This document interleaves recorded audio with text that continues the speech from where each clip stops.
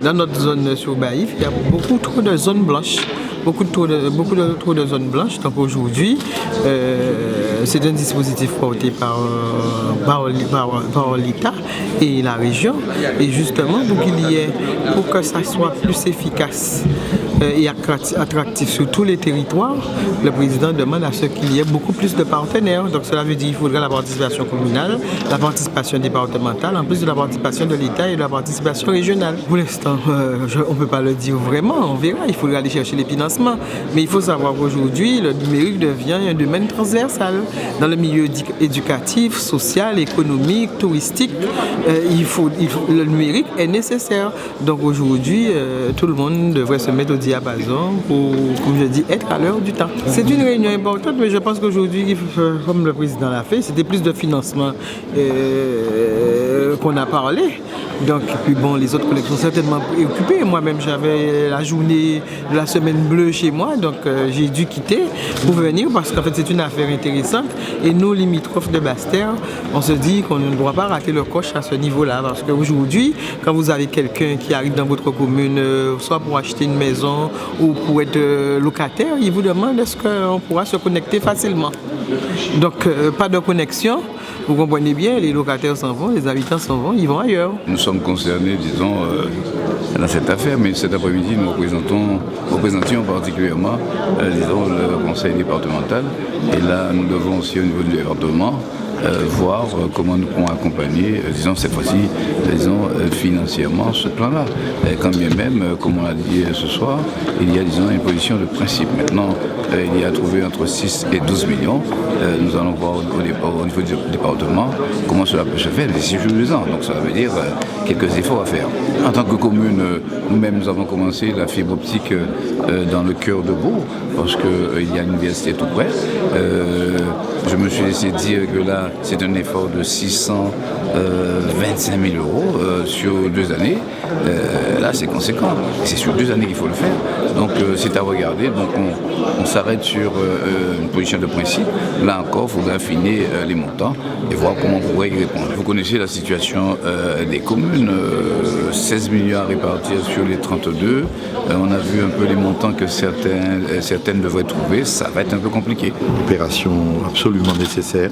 Il fallait la faire. Il y en aura d'autres. Le très haut débit est une opération très très importante pour l'avenir du pays.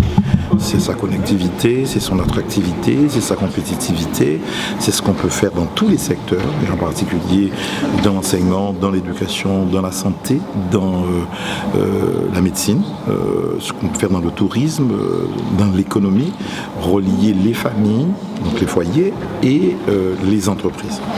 Ça va coûter d'ici à 2022 155 millions, avec 81 millions avant la fin 2017, ou au plus tard la fin 2017, 81 millions. Sur ça, l'État met 20 millions, l'Europe 22 millions, cette première phase qui coûte exactement 81,8 millions, 82 millions.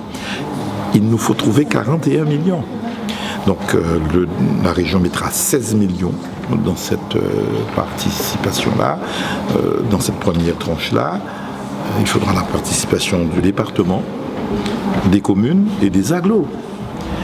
Je rappelle que cette affaire était plutôt et toujours conduite par les départements. Il y a eu un refus par une précédente majorité. La nouvelle présidente, Mme Josette Borel-Incertain, a compris parfaitement l'importance de l'affaire, a déjà dans un premier temps 16 millions. Il faut améliorer le plan de financement. Il faudrait au bas mot 16 millions pour les communes. Comment faire ça lorsqu'on a 24 communes qui ont des difficultés? Donc, et pourtant, elles doivent nécessairement participer au financement de la chose. Donc, premier train, première tranche, 82 millions. Il nous faut parfaire le financement. Bon, j'avoue que nous devons faire un effort entre nous avant de nous adresser de nouveau à l'État. On peut, c'est vrai, faire des emprunts à la CDC à bateau d'intérêt. Lorsque vous êtes déjà endetté, vous avez des problèmes, vous hésitez. En tout cas, j'insiste, quelles que soient nos difficultés, on ne peut pas faire l'impasse sur cette opération-là. 82 millions, il faut nécessairement le financer. Moi, j'ai eu à dire que je reverrai l'association des maires, je verrai l'association des maires, je verrai tous les maires, je verrai les présidents d'agglo, comme pour le transport, il y a un vrai sujet là à engager. Et nous devons nécessairement trouver les financements conjoints avant de s'adresser à l'État. La chose devient urgente parce que c'était 2014-2017, on n'a pas trouvé d'accord parce qu'une précédente majorité départementale a refusé. Donc il nous reste 2 ans pour trouver 41 millions. On a 41 millions, je le répète, par l'Europe et l'État. On va mettre 16 millions dans cette affaire-là. Donc il reste à trouver le complément. Et donc il faudra voir. Et puis il y aura la deuxième tranche, au-delà de 2017. 2018, 2022. Il restera à peu près aussi, disons, 80 millions. C'est 155, ce sera probablement 160 millions. C'est quand même de très nombreux foyers. C'est tous les foyers, comme pour un téléphone, où il faudra aller, si j'ose dire, dans les foyers. Pour que vous ayez entre 30 et 100 mégabits par seconde pour avoir tout, y compris de la vidéo qu'on pourra télécharger très rapidement. Bref, tout ce qu'on appelle les data, les SMS, les images, les sons pour le faire. Très bon pour l'enseignement, pour à distance, que vous puissiez vous connecter sur les grands cours des grandes universités françaises, européennes et américaines.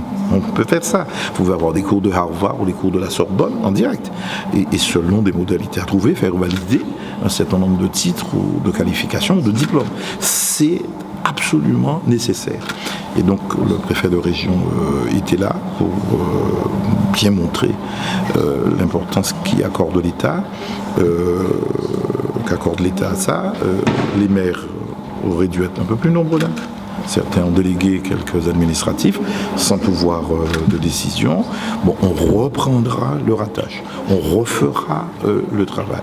Mais la Guadeloupe doit faire ça, j'insiste, doit nécessairement le faire pour ne pas prendre du retard par rapport aux autres départements des Outre-mer et surtout par rapport aux départements et aux régions de l'Hexagone.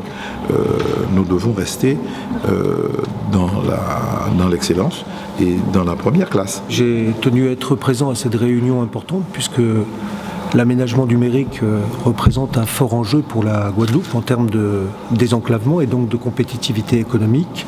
J'ai pu rappeler à l'ensemble des participants le cadre national qui a été fixé par l'État, une couverture intégrale du territoire d'ici 2022 avec en priorité le déploiement de la fibre optique jusqu'à l'abonné. Et puis, j'ai pu réaffirmer au président du conseil régional l'engagement financier de l'État, puisque pour la première phase qui va nous conduire jusqu'en 2017, eh bien, l'État apportera sa contribution à hauteur de 20 millions à rapporter avec les 80 millions, je dirais, qui vont être engagés dans les 3 ans qui viennent. C'était donc, je dirais, une réunion importante et structurante en termes d'aménagement et du développement du territoire.